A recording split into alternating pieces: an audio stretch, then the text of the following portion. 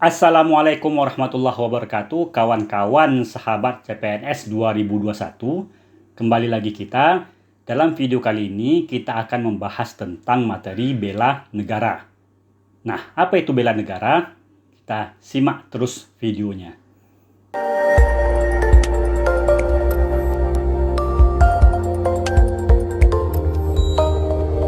Kawan-kawan CPNS 2001, materi bela negara termasuk di dalam bagian dari tes wawasan kebangsaan, selain tentunya juga tentang nasionalisme, integritas, dan pilar negara. Nah, kalau begitu langsung saja, apa itu bela negara?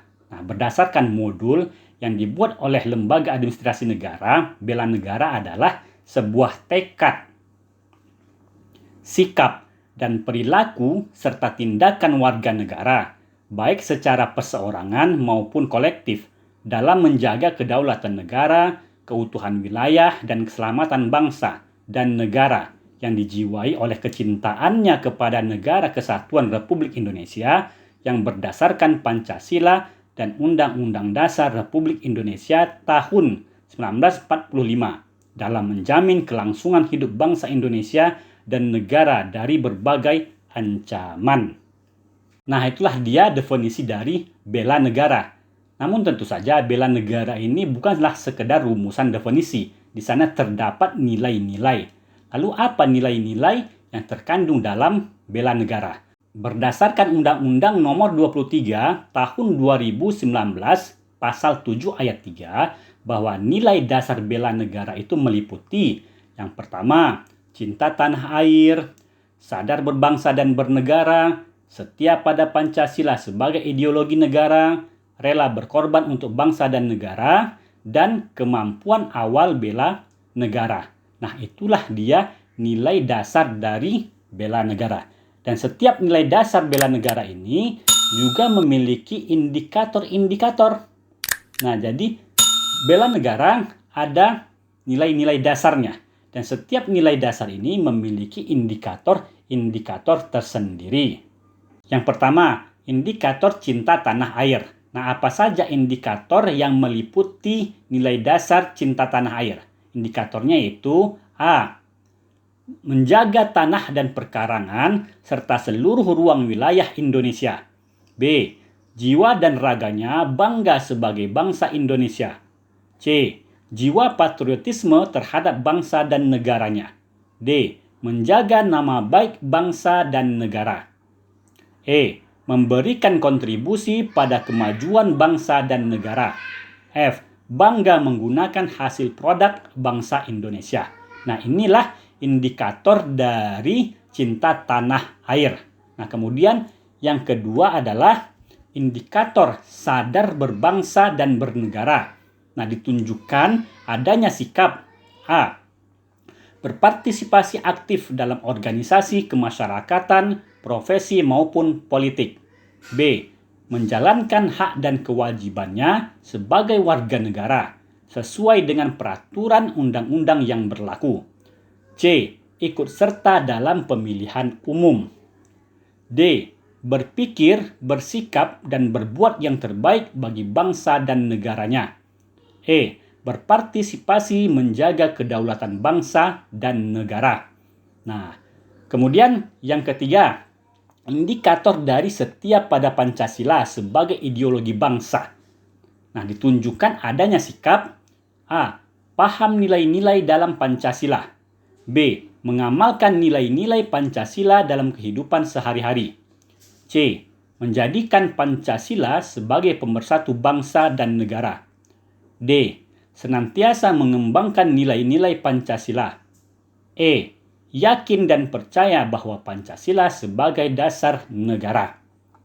Kemudian yang keempat, indikator dari rela berkorban untuk bangsa dan negara. Nah, dan ini ditunjukkan dengan adanya sikap A. Bersedia mengorbankan waktu, tenaga, dan pikirannya untuk kemajuan bangsa dan negara.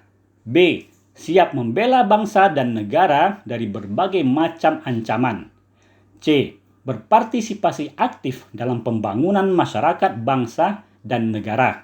D. Gemar membantu sesama warga negara yang mengalami kesulitan. E. yakin dan percaya bahwa pengorbanan untuk bangsa dan negaranya tidak sia-sia. Dan yang terakhir, indikator kemampuan awal bela negara. Nah, indikatornya apa? Ditunjukkan dengan adanya sikap A. Memiliki kecerdasan emosional dan spiritual, serta intelijensia. B. Senantiasa memelihara jiwa dan raga. C. Senantiasa bersyukur dan berdoa atas kenikmatan yang telah diberikan Tuhan Yang Maha Esa. D. Gemar berolahraga. E. Senantiasa menjaga kesehatannya. Nah, itulah dia ya, indikator-indikator dari setiap nilai dasar bela negara. Nah, pada poin E, nah kita lihat di sana itu adalah nilai dasarnya adalah kemampuan awal bela negara. Maknanya apa? Kemampuan awal bela negara itu maknanya luas. Jadi, dan ini disesuaikan kepada profesi masing-masing. Jadi setiap warga negara itu memiliki hak dan kewajiban di dalam membela negara disesuaikan dengan profesinya masing-masing. Jadi bela negara itu bukanlah angkat senjata semua lapisan masyarakat, tidak. Jadi disesuaikan dengan profesinya. Misalnya dia profesinya pelajar, apa bela negaranya? Sebagai ASN, apa bela negaranya? Nah, itu dapat kita lihat dari indikator-indikator dari setiap nilai dasar bela negara.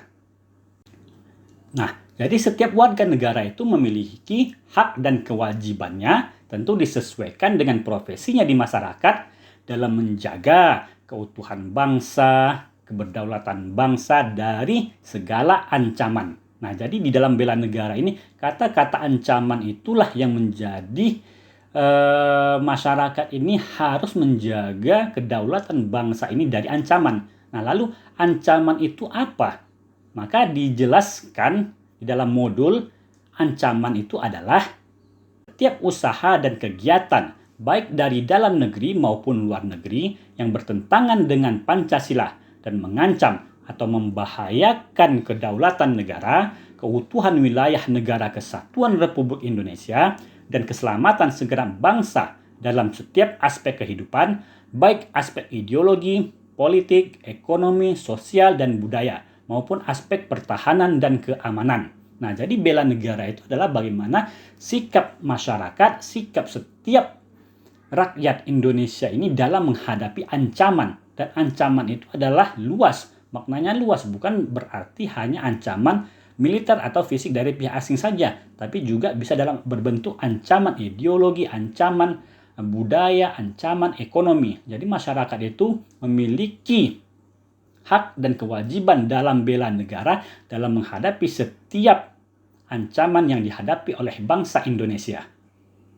Nah, bela negara ini juga memiliki sejarahnya di dalam kita berbangsa dan bernegara. Oleh sebab itu, makanya Hari Bela Negara ini jatuh pada tanggal 19 Desember. Yang ini ditetapkan oleh keputusan Presiden pada masa SBY. Nah, kenapa 19 Desember ditetapkan sebagai Hari Bela Negara? Tidak lain, ini adalah adanya terkait dengan peristiwa pembentukan pemerintahan darurat Republik Indonesia yang waktu itu berpusat di Sumatera Barat.